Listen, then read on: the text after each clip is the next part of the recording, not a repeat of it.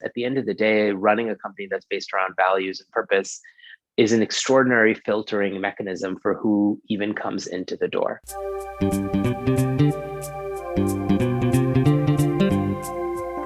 Hi, and welcome to the Innovative Mindset Podcast. I'm your host, Isolde Trachtenberg. On the show, you get my conversations with peak-performing thought leaders, creatives, and entrepreneurs. We explore how you can innovate through creativity, compassion, and collaboration. I believe that innovation combined with compassion and creative thinking can save the world, and I aim to bring you ways you can do it too. If you're enjoying the show, I'd be super grateful if you can support it by buying me a cup of coffee. You can buy me a cuppa at buymeacoffee.com/Isolde. And now, let's get on with the show.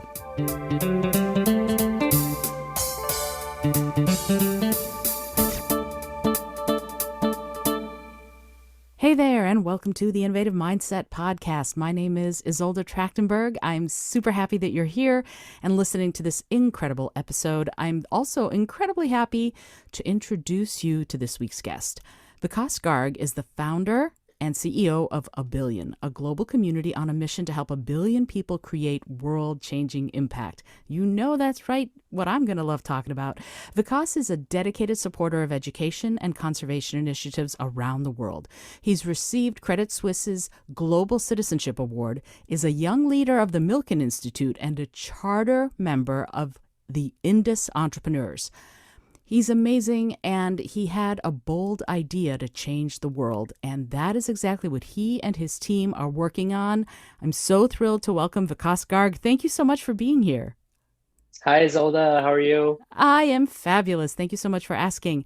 First of all, I want to say that I am in New York City, and you are in Singapore, so it is in the evening for me, and it is the very next day in the morning for you. And that was a little trippy for me. So I was like, oh yeah, it's tomorrow for you. And for you, it's today. And I'm back here and yesterday.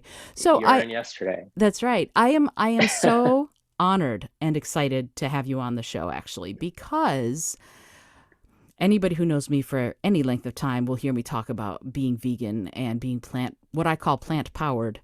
And I want to sort of lift up this notion that you have of changing the world, and that Abillion is about something that's really close to my heart. It's about getting 1 billion people to commit to being plant-based by the year 2030. And I was wondering, what started this for you? What made you decide that this was going to be your mission? Oh, great question. And thanks.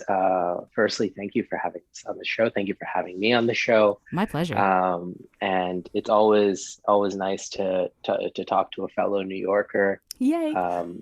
I've been living out here in Singapore for the last 6 years, but grew up in New York City, and just immense gratitude for having us on the show today. So I found. So as a New Yorker, I originally came to New York when I was 4 years old from India. And one of the things that my mom and dad did to really, in a way, to preserve our culture and our heritage, there were many things that we did, including just like we used to speak Hindi at home, but we also stayed sort of tried and true to our vegetarianism when I was a kid. And so from the day that I was born, I was raised vegetarian. And growing up in New York in the 80s, like being vegetarian meant that like pretty much my entire food pyramid often was like a slice of pizza. It was like the easiest thing to pretty much get everywhere. And like you kind of, you could sort of as a kid know what you were getting, get like a slice of cheese pizza or a bagel with cream cheese. And I grew up vegetarian. I grew up never eating meat. And I grew up a big animal lover, even a bug lover. And it was just something that I got from my mom and dad. It was a really big part of our culture. So, fast forward in my 20s, I decided I wanted to go vegan. And that was due to a number of different reasons. Both my mom and dad got sick, really, really, really sick. And I started to look at like, why are two very, very seemingly healthy people getting so sick, getting things like heart disease and cancer. And a lot of what at the time I started to look at, a lot of it just started to point to food. Hmm. I also just other factors kind of involved in that. And I basically, I went vegan. And what for me, even as a vegetarian, felt very hard at the time because it meant giving up a lot of the things that I had come to love, right? It meant Hmm. like giving up on things like cheese and, and especially when you're talking about certain kinds of cuisines, foods, whether it's Hmm. Italian food or Indian food, there's butter in everything. There's eggs in everything. There's Hmm. dairy in everything. There's cheese in nearly everything, right? And it just felt like a huge compromise. And I was already sort of the weird, I was already the guy that whenever I went out with all my friends had to ask like two questions to make something vegetarian, and now I was the guy that had to ask five questions to Hmm. make something vegan. For sure. And so it really very much, it really in the beginning felt like a compromise and a Hmm. sacrifice for me.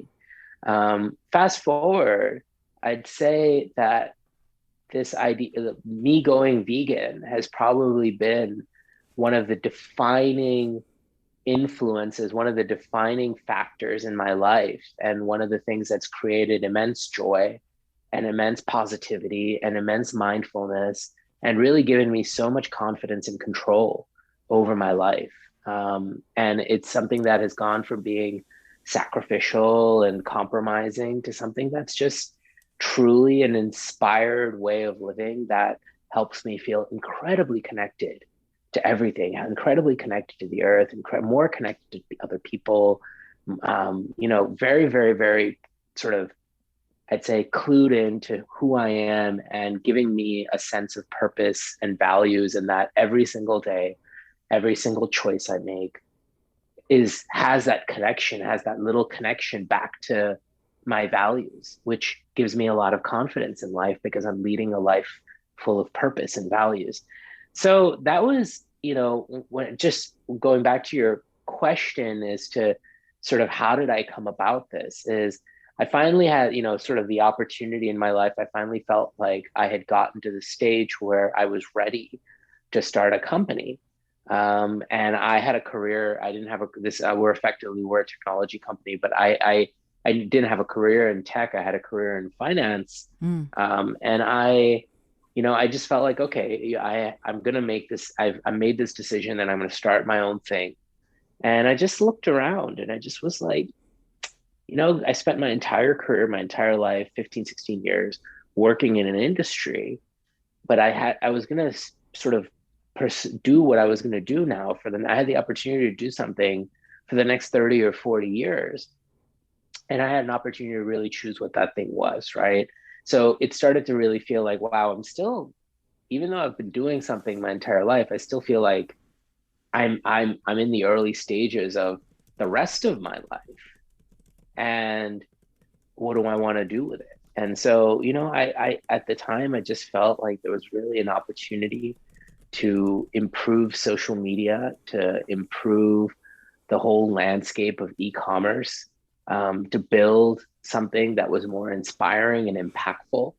And I really felt like social media was broken, that social media was this sort of failed experiment. It was this great connector of people, but then these communities around the world had formed and some of them had become extremely toxic. Hmm. And cruelly, you can see what happened, the 2016 election, or even in the last election, right? And many, many other events that happen in society every single day that, Hmm.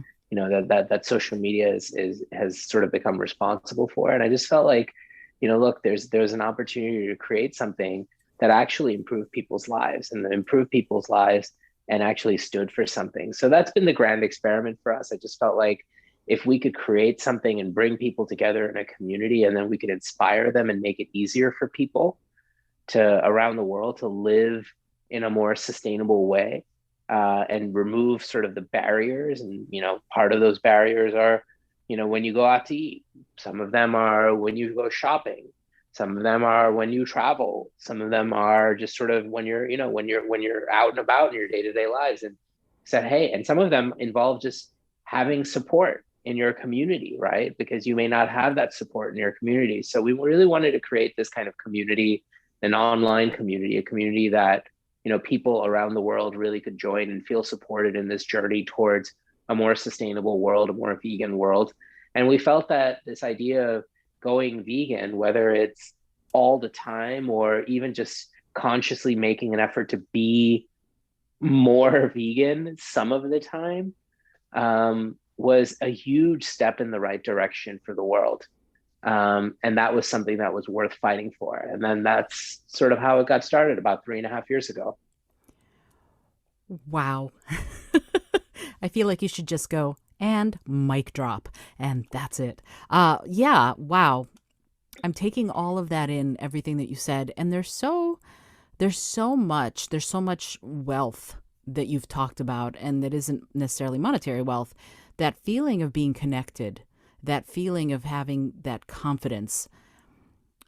I love that what you have chosen is to be purposeful with the work that you're doing, because you could have done another app on time management, you could have done another app on, this is how you buy stocks or whatever, but you turned it on its head and you went, no, I'm going to do something that means something and use all my skills to do it.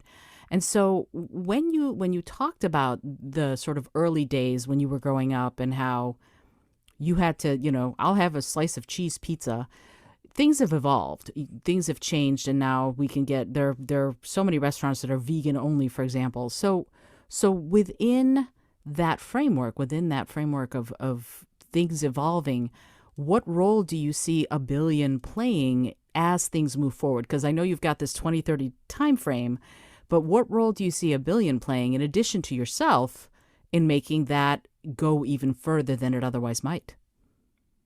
Yeah, sure. So we start, excuse me. So we start with the idea of consumer advocacy first, right? Mm-hmm. And how do you take data? How do you take consumer data and really use it to actually improve the world? So we're obviously a big part of what we are is an online experience, but that online experience, of course, extends into the offline world and often extends into something that we all love, which is to eat, Mm-hmm. right? And the funny thing is, this is something that we do 3, 4 times a day. And it plays such a pivotal role in the global economy, in so many aspects of our lives, but also from a sustainability perspective. So for us, we started with this idea that, hey, like people are gonna, people get on our app, they network with each other, they kind of, they follow each other. They use the app to find great vegan options. They can be vegan dishes at any kind of restaurant, anywhere in the world. And we kind of gamify the whole process. We don't focus just on vegan restaurants or vegetarian restaurants, but we really said, hey, like if we're going to actually, if the world is going to become a lot more sustainable through vegan food, what we really need to do is create a business, create a company that helps the world, helps all of the world's businesses create more vegan food and popularize that amongst people. So Mm-hmm. that's a big part of what we do is we do a lot of consumer advocacy. So when, for example, if you went to a restaurant today, you took a photo of your vegan dish, right? That review then goes into the app, but it doesn't stop there. Our team then goes and figures out who's the owner of that business, manager of that business, et cetera. And then we get that review back to those business owners. We not only do that, but if we're talking about, let's say it's a Japanese restaurant in Midtown Manhattan, we're then going to send that restaurant all of the best rated vegan Japanese dishes, information, reviews, options, information to show them. And for many, many different restaurants around New York City and around the world, we might send them the best rated vegan Japanese dishes from Tokyo. And the whole reason we do that from a consumer advocacy perspective is we want to show them that there's this global movement brewing. We want to show them that there's an economic opportunity in having great vegan options. And if we can really have that conversation with that business, that hey, it makes sense to have 3, 4, 5, 6, 10, to have 20, 30% of your menu being plant-based, then we actually really start to move the needle when you start to think about sustainability. If we could get thousands of restaurants in a geography to actually start thinking this way, and shifting from, let's say one vegan dish or one vegetarian dish, if you're even lucky, to having 10%, 20%, and then 30% of their menus be plant-based will make a really, really big impact for everybody and everything that's kind of involved in the global food system, including the animals and the land, and the environment, and people, of course. So that's really, in a way, that's a big part of the role that we want to play, which is consumer advocacy, working on behalf of the consumer. To give you a sense of it, last year we sent more than 5 million emails all around the world with this kind of information and that sort of competitive landscape, really trying to, in a way, create a meritocracy for the whole plant-based industry, trying to say, hey, steakhouse, right? Like, there are people who will go to a steakhouse and eat, right, if they have a great vegan option. And ironically, in my career, that's exactly what I used to have to do, because I was a banker in New York, and I'd have clients come from other parts of the United States, and they'd want to go to one of the famous steakhouses in New York, like Peter Luger in Brooklyn, and I'd be sitting there as the vegetarian and then the vegan, and I'd always have this, I'd have this awkward moment where it was like, okay, I'm getting tomatoes and I'm getting some asparagus and I'm getting some broccoli, all things that I really love, right? Like, because like I'm very much like I more than anything, I love my pasta, but I like more than anything, I love my whole plant-based sort of, foods. And I just would always be having these conversations with restaurant owners, be like, hey, look, like I wouldn't mind coming back here and bringing my parents and bringing up friends, right? But like, can you have one or two really great options for me, right? And often that feedback, they would respond to it, right? And overwhelmingly, we felt like, okay, if we could do this at some scale, then that would be really great. If we could leverage technology to do this instead of door-to-door activism, if we could leverage technology to do this on a much larger scale, we could really move the needle. And so today, if you look at just with restaurants, and then there's a whole other side to our platform, which is purely from like a consumer review perspective, it's consumer products. And today we have 160,000 consumer products across about 40,000 brands on our platform. I'll get to that later, but like when you look at just the restaurant side of it, today we have about 50,000 restaurants on our platform globally. About 65% of them receive this kind of information from us. Sometimes it's just impossible to find out any information about a business if the business is sitting in Vietnam or maybe in Thailand or in Argentina, for example, right? It just sometimes is a bit difficult, but generally we're able to find that information more than half the time. And we've seen tremendous results. When we first started here in Singapore 3.5 years ago, and day one, we started sort of as a global app, but we had zero content, we had zero users. We started with 0 users, 0 content, and built it up from there. But when we first got started, and Singapore is probably, because we're here, because the company's here and all of our team is here, this is one of our most engaged markets globally. When we first got started here in Singapore, I think in our first year, we found that there were like less than 1,000 vegan options available on restaurant menus, right? At restaurants on our platform. And that number, like, we just did our second annual Singapore top 50 vegan dish awards, right? And it's funny because like 40 of those restaurants that are on that list, of the 50, and it's not 50, it's not 50 restaurants, it's 50 dishes, because we really think that that's what people, people care about, what they're eating, what's on their plate more than anything these days. But like of the 50 dishes, I think around 40, at least 40 of those restaurants are not vegan or vegetarian restaurants. But they're just, we just did that. And today, thanks to a lot of the work that we've done, a lot of the work that a lot of other organizations, companies, et cetera, people have done, we've gone from, in the last 3-4 years, we've gone from 1,000 vegan dishes on menus to 16,000. Yes, that's great. And, so that's pretty awesome. Like, and it's a huge honor, of course, where, you pick the top 50 from 16,000. It's quite a big honor, right? So we're seeing restaurants respond to that, and like, people get our framed certificates, and very meat heavy restaurants who would have never thought that they were getting, they were going to get an award from a vegan company, a vegan organization, and they're so delighted.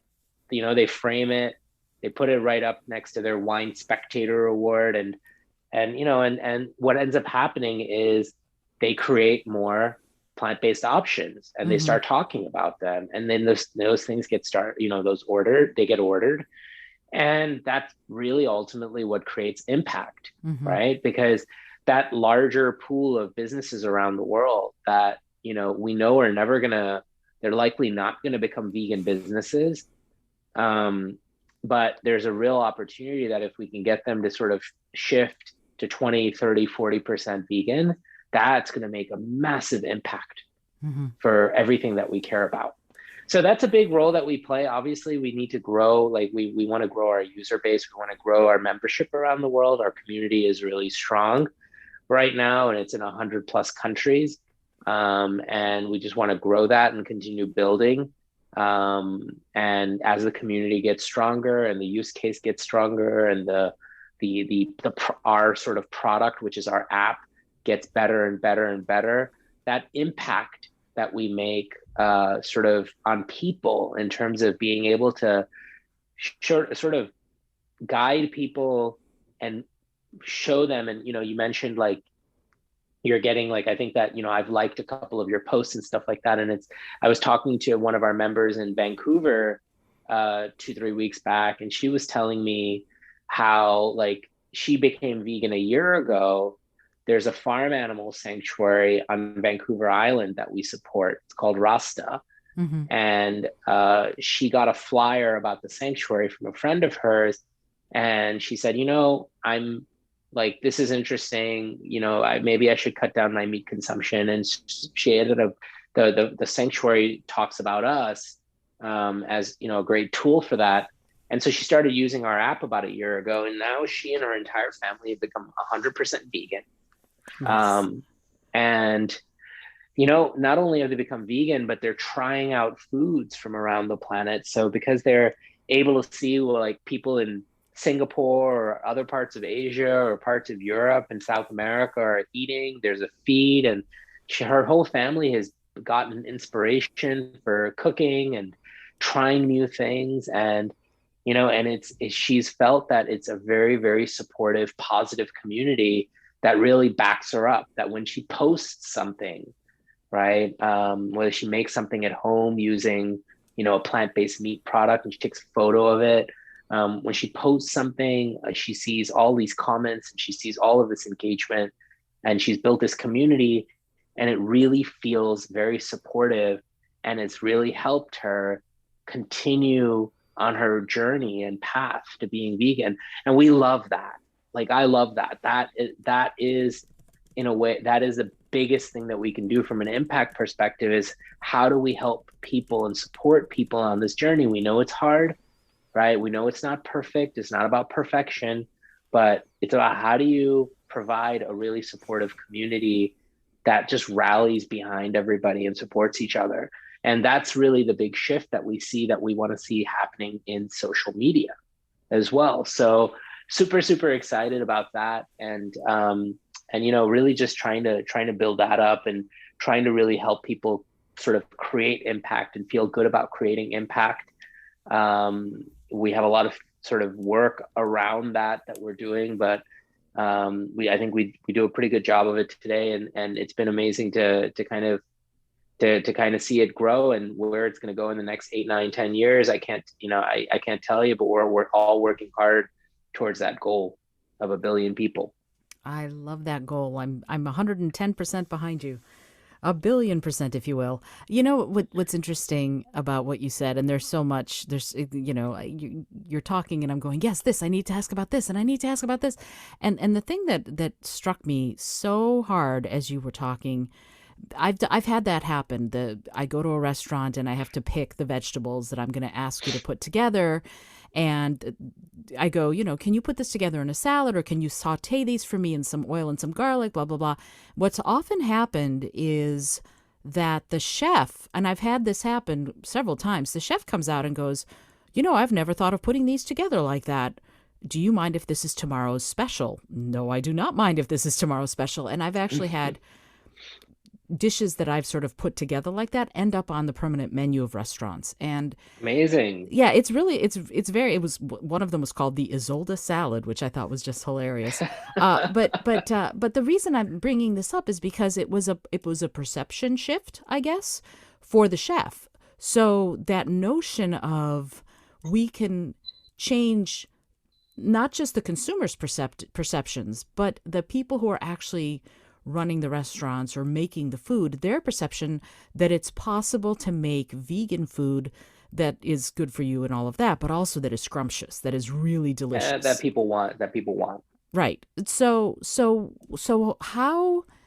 how do we do that?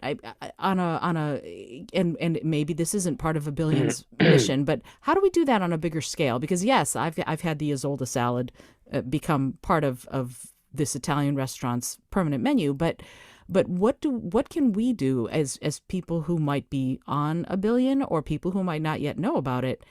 But now, of course, you do. So go and get the app. But what can we do to change the perception of the people in the industry? Like, I see that you're doing the mailings to the restaurants. Is there anything else that we can be doing? And if so, what do you think that is?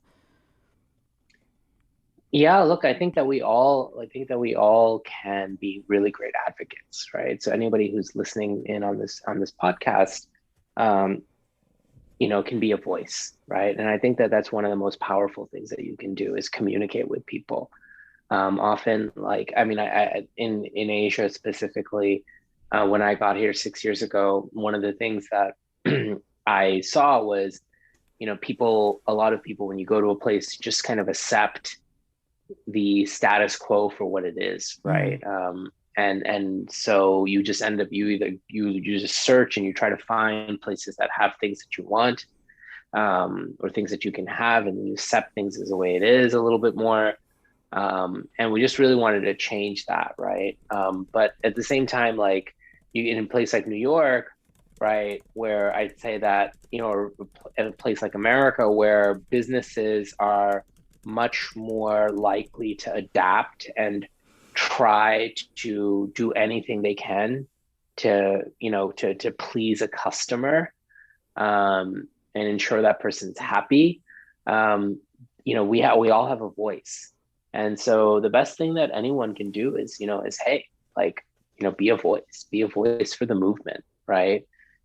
Always ask the question and try to have that conversation when you can, and try to be really positive about it, right? So I think that sometimes what happens, and it's hard to generalize. I don't like generalizing, but I think that sometimes what happens is, some of the ways that we sort of go about having a voice sometimes are not sometimes can be a bit more argumentative than they mm, are helpful. And mm, I think it's just a matter of sort of, tone, and it's a matter of, um, of of of casting sort of what we're doing, what we want, in a very positive way, and reinforce it very positively. I know that the challenges with social issues, right, is there's so much on the line, right? mm, And it's so personal.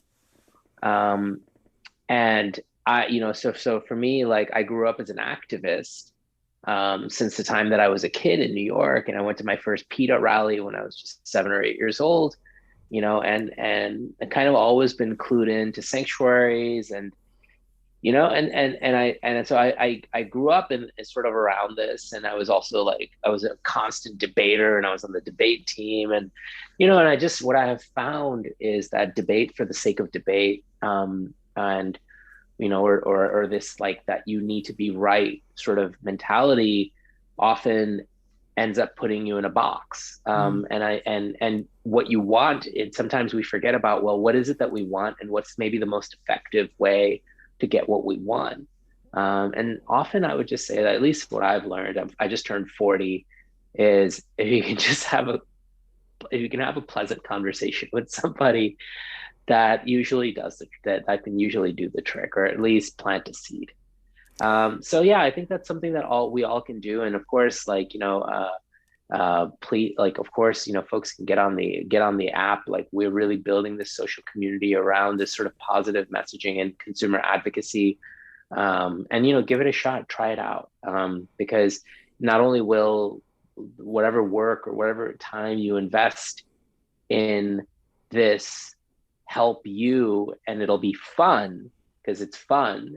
Just social media has to be fun. It's meant to be enjoyable, for whatever amount of time you spend on it every day. But then not only that, but it also creates a lot of impact in the world and a lot of positive social change. And that's really why we designed it, is really to give everybody, even people who are not necessarily comfortable, going around and sort of speaking and doing that, or maybe you're just too busy, an opportunity to just do something fun and gamify that, do something fun, and still make a lot of positive change in society.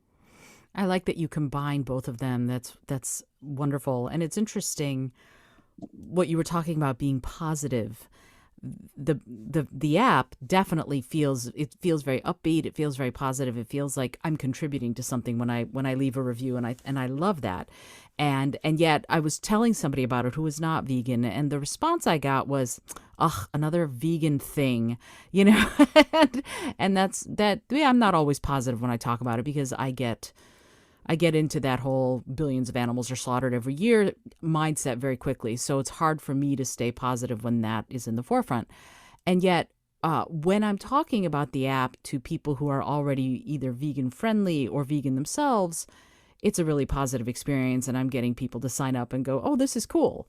When I talk about it to non-vegans, there's an eye roll. And so, what is your thought? How is it best to talk about these subjects? And you said positive, and that's great. And yet, if you immediately meet sort of a wall of resistance, is it just okay, you're not a person I can talk about this with, or do you have any Yeah. strategies to talk to people Yeah. about it? Yeah, and just to clarify, like, when I say positive, I can imagine some of my friends, who are very passionate activists, their eyes rolling, because yeah, it's like, it's what I don't mean, what I don't mean, like, it wouldn't be cool for, like, we all know, okay, like, racism, right? Let's just take racism for example, right? Mm-hmm. There's no, like, we're all like trying to, like, from like a vegan activist perspective, right? Um, if I was to wear my sort of, my activism hat for a second, right? I would say that it's not cool to kill a little less, right? Like, I would Mm-hmm. say something like that, like, and I'd say that most people, if you ask them, is it okay to be a little racist? They'd be like, no, what are you talking about? Like, Mm-hmm. that's not cool. Like, you can't be a little racist. And so it's like, I would make the argument as, well, so you're saying, it's okay to kill a little, right? It's like, they'd be like, no, it's not okay to kill a little, but that's what you do every single day when you eat animals and things like that. So, like, that sort of positive, I guess that's not the that idea of sort of positive messaging, just for it. What I mean by that is, you've got to what I have found that works the best is sort of being able to relate to people, Mm-hmm. right? Mm-hmm. And we can talk about all of the animal lives, and when you start talking about things like in the billions, often people kind of zone out, because Right. it takes somebody out of their immediate sort of day-to-day life. But when you Mm-hmm. can talk to somebody in a way that really connects with them on a personal basis, and the best way to do that is to tell your own personal story, Mm-hmm. and really, like, why are you doing this, and how does it impact you? And really, I'd say that that's probably the thing that I have found. It doesn't always work, but that's what at least when I come at it from a very, very personal way, and I talk about my own health, and I talk about my mom and dad, and I talk about my dog, Mm-hmm. for instance, and I talk about the changes that I felt and the struggles that I had. Um, you know, that then becomes a very personal story, And while somebody may not agree with it, they're probably a lot more willing to just kind of accept it or recognize that, okay, cool, I get what this person is about. And that's like, that's their journey. And I respect that. Right. So then, like, at least you sort of, I think you establish a foundation which you can then build on from there, because a person at least appreciates where you're coming from. Some people will, of course, never be receptive or be open-minded, and unfortunately, like, we live in a world where there's a lot of there, human beings are very complex, and intellectually, emotionally, mentally, physically, we're also very, very diverse, and you're not going to convince everybody. And that's, I don't know if there's, it's really about that. Well, it's for you. It's about a billion, which I think is good, and more than a billion would be even better. I that's for sure. What's interesting, that feeling of connection that you talked about earlier is similar to what I heard you say just now. That it is it's meeting people where they are with where you are, and I totally respect that. And yet, when I think about it, I'm going, okay, so there are all these benefits that you have sort of wrought, if you will. You've wrought all these benefits from being vegan. And yet, I don't know, do you sometimes feel like you're tilting at windmills, or do you see enough potential that it's worth it to keep going? Well, definitely. I mean, I definitely see a lot of potential. And we do a lot of things. Sometimes things work, sometimes they don't work. Mm, Sometimes they don't work in the short term, and often there's sort of this sense, it's very easy when you've got a whole room full of people to like constantly be pivoting or changing their mind. And often the hardest thing to do is to stay on tack. One of the hardest things to do is really believe in what you're doing, mm, and believe in something that maybe not a lot of other people really see as valuable. Um, and look, you've got to take it in. You've got to really analyze it. You've got to do your work. Um, but you've also got to have conviction in things in life, mm-hmm, and that's sort of the hardest. I'd say that's one of the hardest things, sometimes, because you could talk to five different people and get five different opinions. Sometimes it's just the way that you ask a question, where you're almost setting yourself up to get a certain kind of response. So it's really it's I think it's about having, I think a lot of it is about having conviction, and then really thinking, at least for us, like thinking about like, okay, well, how do we build a business, and how do we, to some degree, stay grounded in the way that business works. mm-hmm, You're trying to create a new kind of business in an industry that is evolving, but not a lot of people are sort of accepted yet. But you think it's the future, and so it's hard. It's really, really, really hard.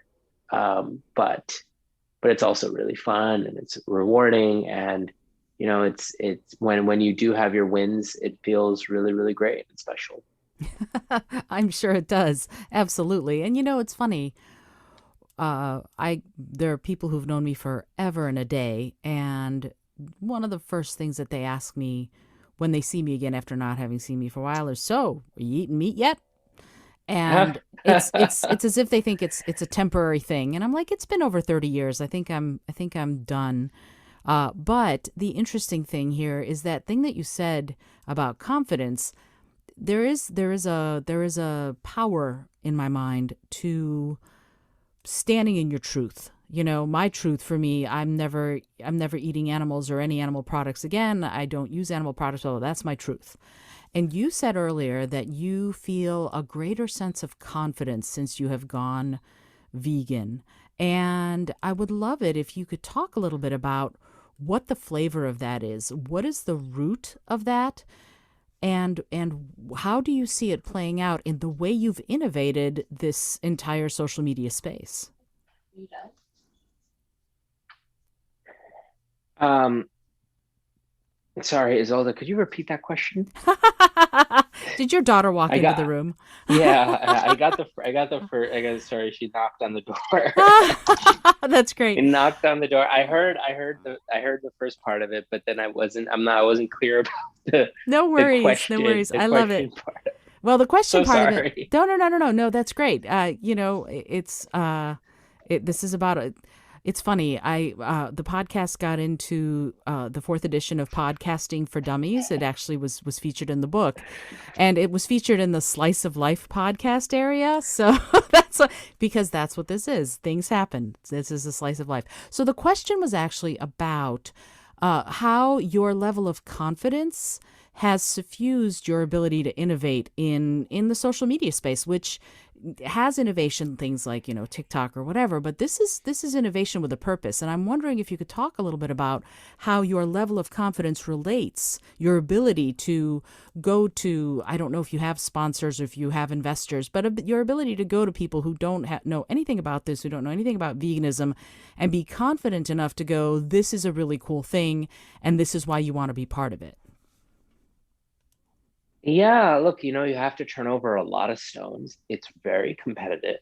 Mm, And depending on who you talk to, one person's gauge of success looks very different than another person's gauge of success. And the thing about the thing about the space is there's you have to find you have to do the work, and you have to find the people who are going to support you, whether it's financially, and we're very much a venture backed company at this stage, and our revenues, if tomorrow our funding just completely dried up, our revenues definitely wouldn't support what we are doing mm-hmm, and building. We're not a very capital intensive business at this stage. mm-hmm, We will become a more capital intensive business at this stage. And so it's really, again, it's setting yourself up for thinking, okay, like, well, what does this business really look like over the next 3, 4, 5 years? What are we building? And really being able to communicate that effectively and meet the folks and build relationships with people, and yeah, and convey that sense of confidence. But behind that sense of confidence, it can't just be that.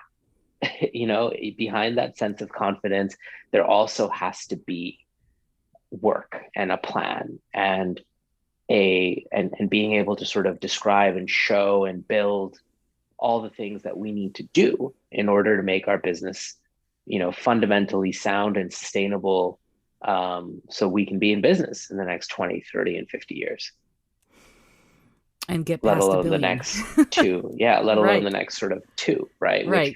Which it really is. It's like you want to build yourself for long-term success, but you've got to really think about, like, well, okay, how are you going to survive in the next 1 year and the next 2 years?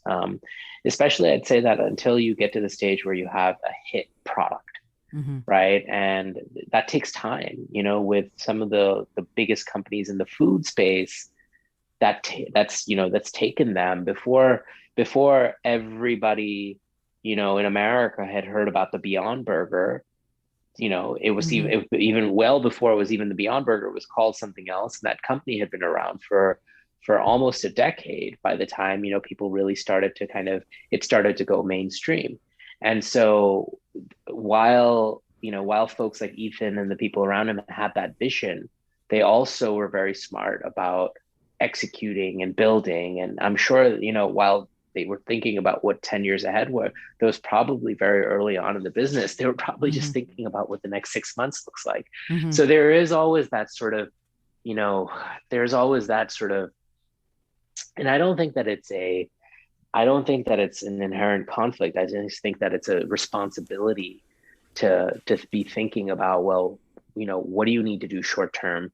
What do you need the next 3, 6 months and 9 months and 12 months to look like, right? What do you need to build? How do you get the, how do you build something, short term, get that to scale, and what's the long term vision of this, and are the things that you're doing right now matching up with the long-term vision for the company. It's a huge balancing act, I imagine, and also just a lot of balls in the air. So you're a juggler on a unicycle, it sounds like. Uh, and my husband is a clown. He was a clown in the circus, so I know of what I speak. Uh, what's I'm curious about the how do I put this?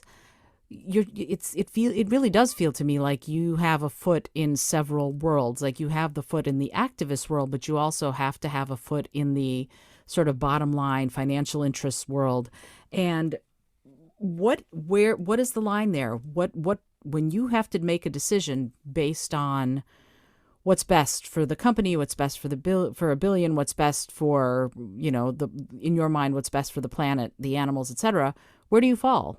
How do you navigate that when you have to make those decisions? Well, I think that we have a very strong sort of core set of values, right? Mm-hmm. And I think it all starts there. So one of the great things about running a company that's built around values and purpose is it's pretty clear to everybody what you stand for, Mm. right? And you know, it's pretty clear where you stand on a number of different things. In terms of right versus wrong, in terms of, do we do the right thing by people or do we take like a more sneaky approach? Like just generally, it clears up a lot of confusion. It Mm-hmm. clears up, I'd say, it clears up a lot of stuff that other companies, would have a problem with because at the end of the day, running a company that's based around values and purpose is an extraordinary filtering mechanism for Mm. who even comes into the door, Mm-hmm. right? Mm-hmm. Now, like, and that also, I mean, I'm not going to kid you, like, sit here and lie to you, like, that's not a perfect thing either. Mm. Sometimes you want to have the sort of the very opposite views. You want to have the conflict. You want to have as sophisticated people. You want to have, the most successful. You want to have the best people who are going to help build your growth. Your growth engine. You want to have the most successful people, the most Mm-hmm. experienced people on product. You want to have the most successful people on biz dev. And so sometimes the sort of as a company that is built around a mission and a company that's built around values, right? As opposed to, hey, we're just going to build this really fun sort of video sharing app, right? And let's just go out and we don't care what kind of content people are posting. We just want to make sure it goes viral and we want to build that. And, and that's it. We want to create this highly addictive app. Well, you can then welcome just about anybody on the planet into that, except for maybe people who are really values based. and Mm. and so the difference is we're quite the opposite of that, right? Mm-hmm. And so I'd say that one of the biggest challenges that we've faced in the first 3 years is actually scaling our team. Mm. So like we finally have gotten to the stage, like 3 years in where, and especially during last year, like we started last year with 7 or 8 people on the team full Mm-hmm. time, and today we're at 32. Wow. So like it finally, like last year, in spite of COVID, in spite of everything, last year was really the year where we started to grow, where the team started to grow, where the number of years of experience and the depth of that experience in terms of new colleagues signing up, joining was really sort of got a big upgrade. Um, and it's really nice because like we have a very highly motivated team, and a lot of the folks who may not have as much experience, what they lack in experience they make up for in motivation and initiative. Mm-hmm. But the reality of that is that what ends up happening is you end up having a lot of debt, you end up having a lot of technical debt on your engineering team, you end up building things on a weak foundation, you end up constantly wanting to iterate but not necessarily having great plans around it. And so we're finally, or you build something wanting to get to a next stage, and maybe you get there but then you're like, what's next? And you kind of forgot that, like, okay, you might get to the next step, but have you thought 5 steps forward from there? Mm-hmm. And so like we're finally getting better at a lot of those things. Um, and so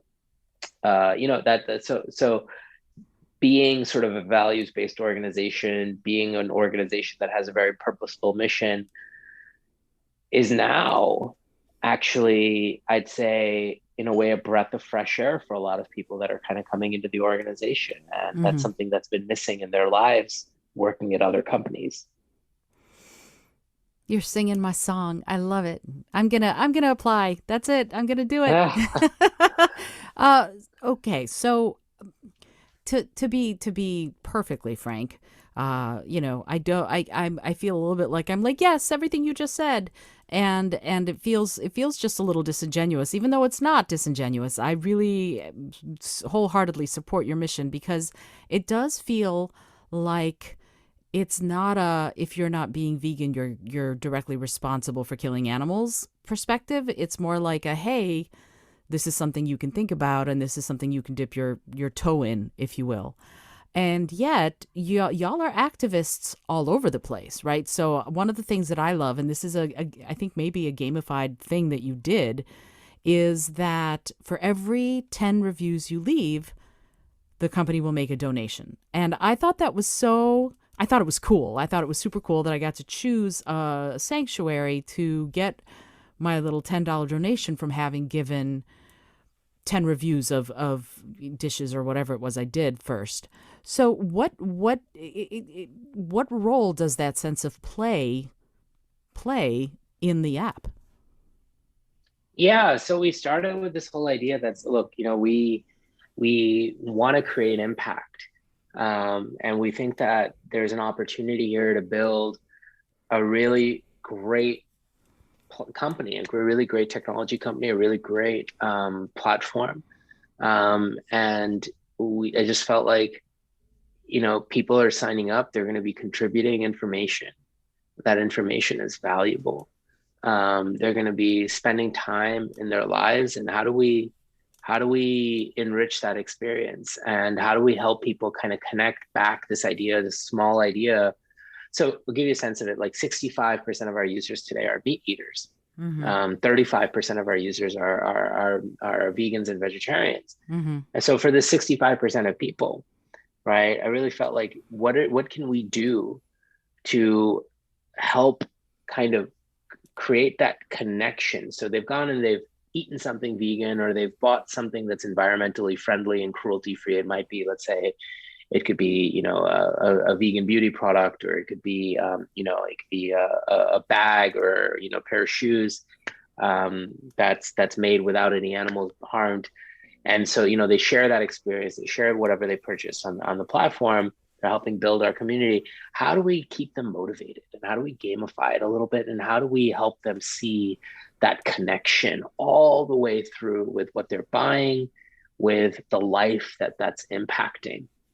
And so that's how we started, was if we could just reinforce this and really create a daily sort of habit around them choosing this lifestyle on a more regular basis, and we could gamify that. And we could do that by connecting them with really impactful causes around the world. And I know that you had Captain Paul Watson on your show recently, Mm-hmm. but Sea Shepherd is one of the organizations that we support. Mm-hmm. That we are very, very, very honored to be partnered with them. But so for us, it really it's been this sense of, okay, how do you help organizations around the world that are creating world-changing, life-changing impact? How do you inspire people, and how do you motivate people, to basically keep going, to keep trying to live this lifestyle on a more regular basis by kind of gamifying it, and at the same time reinforcing it with, hey, look, this is the impact that's being created. So, at the time, the simplest thing that I could kind of come up with was, hey, let's put a little sort of award in people's pockets when they choose vegan. And we chose that to be $1. And it's just really simple, right? It's $1. And what you can do with that's not $1 that you get like in an Amazon gift card, or that you can go and spend on something, but it's $1 that we donate to one of our partner organizations. And we have about 65 partners around the world, from, ranging from farm animal sanctuaries in places like Argentina to organizations like Sea Shepherd, which are really focused on marine life, to organizations around the world, activist organizations. Um, for instance, we support all three of the farm animal sanctuaries located in South Africa, do a lot of work in South Africa. And it's really just a global movement. Of course, we do a lot of, we have a lot of partners in the US. Our closest to you is Woodstock in Mm-hmm. upstate New York, Sure. in New Paltz. And Woodstock was one of our earliest partners. So yeah, we've just been really focused on growing that way and growing responsibly that way. And it's been amazing. I mean, we've donated over $500,000 since we first got started to amazing organizations around the world. We're now supporting children's literacy programs in the developing world. So for $1, you could put a girl in school for a day. For $1, you can buy a local language children's book for a kid, in a poor country. For $1, you can plant a tree as part of reforestation projects in parts around the world. For $1, actually not even for $1, but for 80 cents, you could, through the United Nations World Food Program and something called Share the Meal, for 80 cents, you can feed a hungry child 3 nutritious meals in a day. 80 cents, Wow. right? So like we don't even think about 80 cents, right? That doesn't even buy you a pack of gum. But like 80 cents can feed a kid for a whole day, right? It's an amazing program. And the funny thing about it, most of the meals are plant-based. Most of the meals are Mm. 100% plant-based, right? Whenever possible. So these are the kinds of organizations that we think are making a real impact in the world. They're nonprofits. We want to support them. And a big part of what we do is really connect our user journey back with that impact that they can create. And I'd say that's one of our most unique selling points for the platform is, hey, we're creating impact in this way. And we're just always working on how do we make this part of sort of the platform better. So you mentioned when you get to 10 posts, you get $10, and you get $10 every time you get 10 posts. We actually just removed it. We just removed that barrier. Oh, really? So in the latest version, yeah, because we just felt like, hey, the reason we did it when we first started this 2 years ago was purely administrative. I'm literally sitting there and manually Oh, making these donations. right. So he said, okay, well, like and at the time in a given week, we might have made a couple of $100 or a couple of $100 in donations.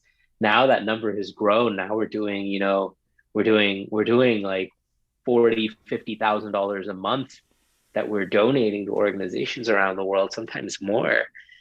And it was just purely administrative, is how do I manage all of this stuff, Mm-hmm. manage all these donations and things like that, especially as we scale the number of partners. Now we have more than 60.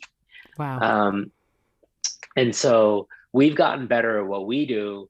We've gotten better at sort of, in terms of just building the platform. So this stuff can, to some degree, some of it can be more automated and more responsive to the user.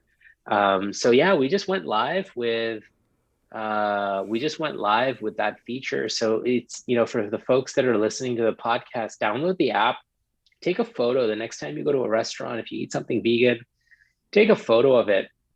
It's just like creating an Instagram post. It takes 30 or 40 seconds and boom, we'll put $1 in your account that you can use to create impact. Or if you've got something at home, if you just open your fridge, whether it's a bunch of kale or it's a pack of Beyond sausages, or it's your favorite vegan butter from Miyoko's or, any Haha. other brand, take a photo of it and share it. You're going to help the company because, ultimately that review helps the company. It goes online. It, helps get them more customers in a way. You're going to help that company. Even if the feedback is bad, you're still going to help the company. You're going to help that restaurant. You're going to help other people discover that option and make the world a little bit more vegan every single time. And you're going to create impact for a life besides your own. And it's just fun. It's a fun thing to do.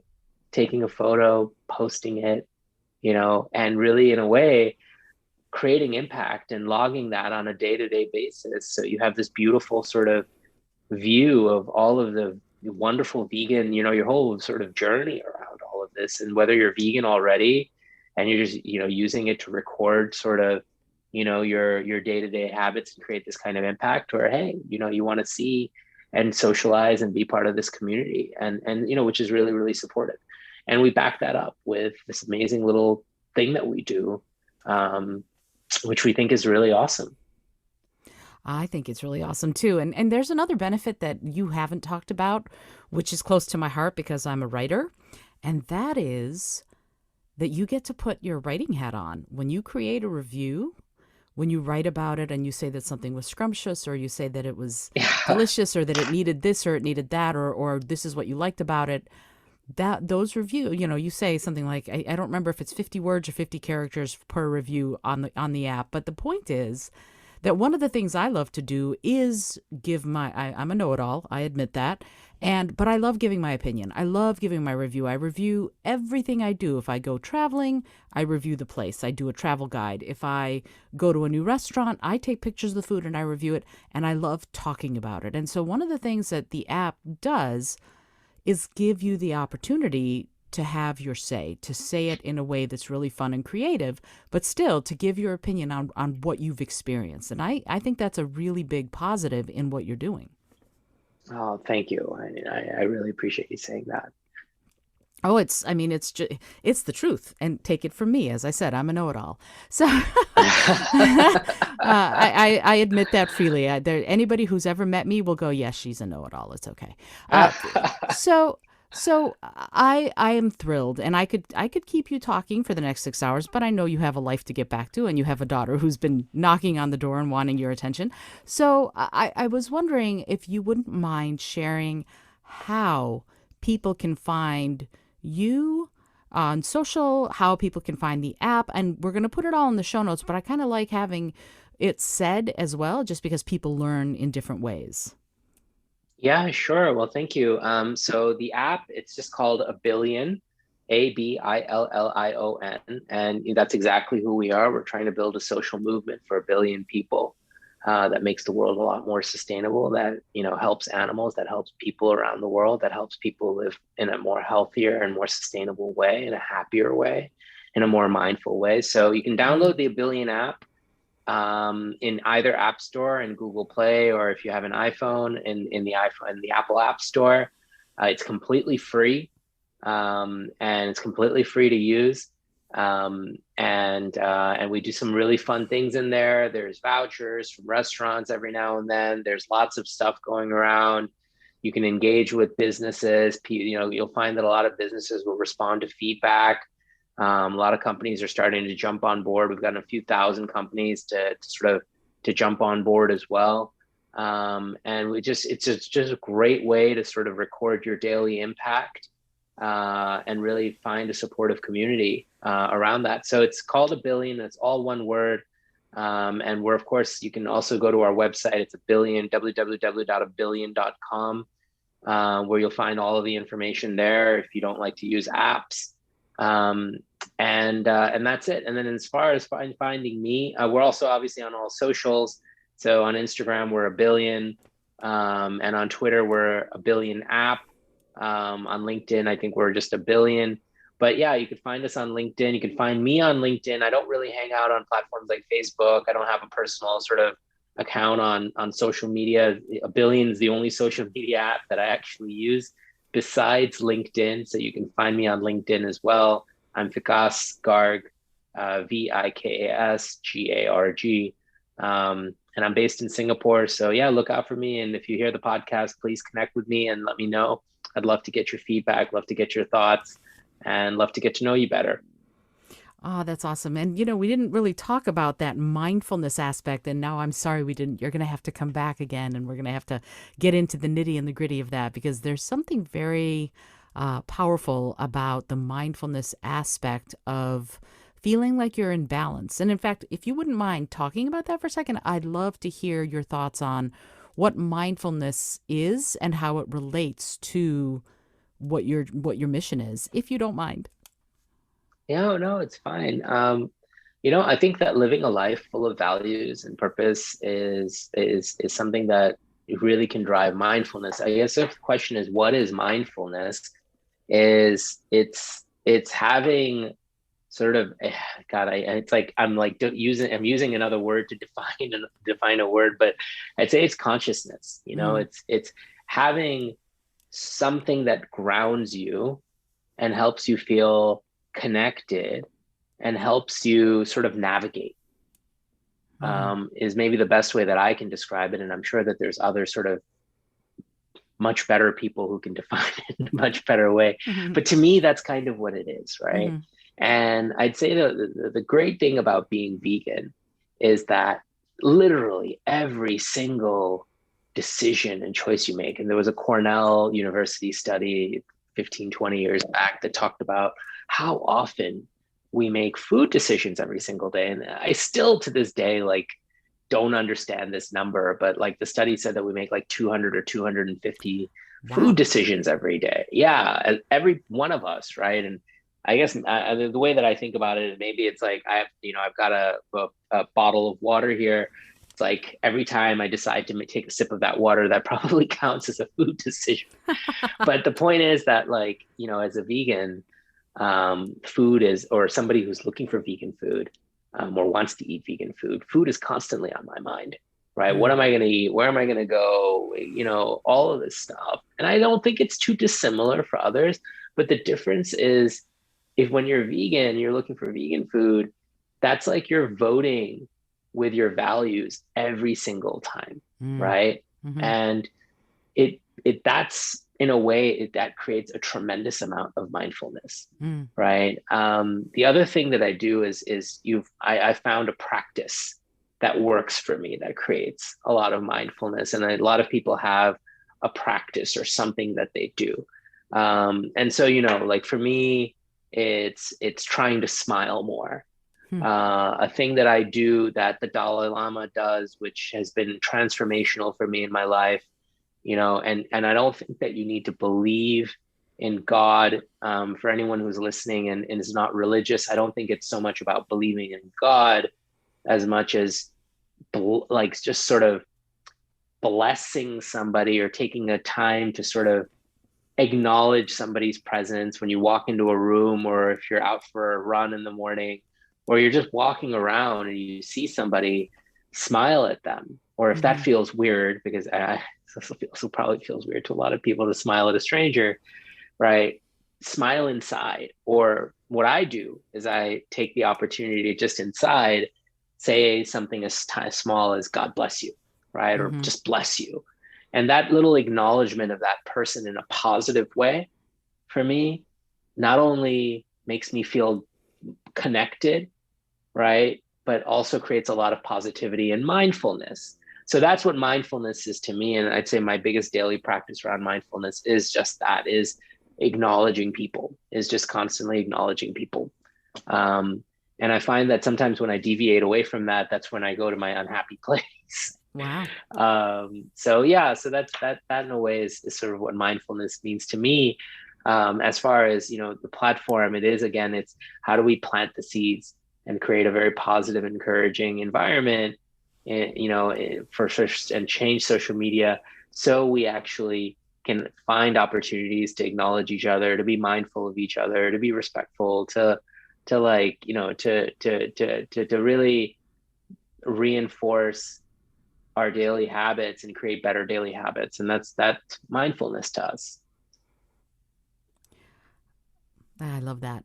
It's so my practice is not to acknowledge them internally. I do this interesting thing where if I'm out and about, I find someone who I pass in the street, usually almost always a woman to be honest, and I compliment her. I will tell her something that I think is beautiful about her, and then I walk on. It's not like I'm stopping to talk with her or anything. It's just your eyes are beautiful, and then I move on. And I've had women start crying because uh, they weren't feeling beautiful or they weren't feeling happy, and that sort of pushed them into this place of being joyful and this compliment out of the blue. So that's my practice, and I love that you have a practice that is that is less intrusive. I feel like I'm probably pretty intrusive when I stop them in the middle of walking down the street to tell them that I like their eyes.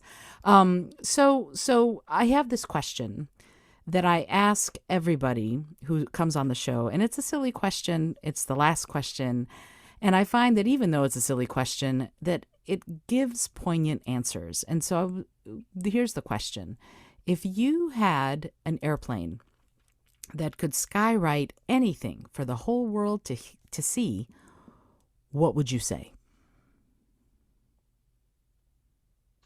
Oh, wow. Interesting question. Um, oh man. That's a very, very good question. Thank you. I would say be kind. I love that. I love that. And you might be surprised how many people who I really respect, who've been on the show, because I don't have anybody on the show I don't respect, whose answer is be kind. It is so many people like you who are living their values treat kindness as something that's critical, that's crucial in the world. So I thank you for that. I really appreciate you saying that, because it just reinforces that notion that the people out there like you who are living in that values-driven space have kindness at the forefront. Vikas, I'm really grateful that you've taken the time to be here on the show. Thank you so much for being here. Oh, it was my pleasure, Isolde, and thank you for reaching out. And it was an absolute pleasure getting to know you today. And thank you for all of the questions. Just delighted to be on the show. Hopefully, get a chance to see you back in New York at some point, someday. Well, and someday far, who knows when? Yeah, and I might look you up when I go to Singapore, because it's on my bucket list for traveling. So, absolutely wonderful. Please awesome. do. Oh, you have just been listening to Vikas Garg talking about Abillion, the app that has started a movement and will hopefully change the world with at least 1 billion people who are committed to a plant-based lifestyle by 2030. This has been the Innovative Mindset Podcast. I have been and will continue to be Isolde Trachtenberg. I thank you for listening. Until next time, this is Isolde reminding you to listen, learn, laugh, and love a whole lot.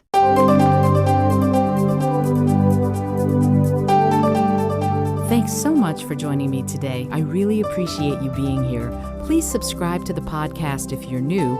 And if you like what you're hearing, please review it and rate it and let other people know. And if you'd like to be a sponsor of the show, I'd love to meet you on patreon.com/innovative mindset. I also have lots of exclusive goodies to share just with the show's supporters there. Today's episode was produced by Isolde Trachtenberg and is copyright 2021. As always, please remember this is for educational and entertainment purposes only. Past performance does not guarantee future results, although we can always hope. Until next time, keep living in your innovative mindset.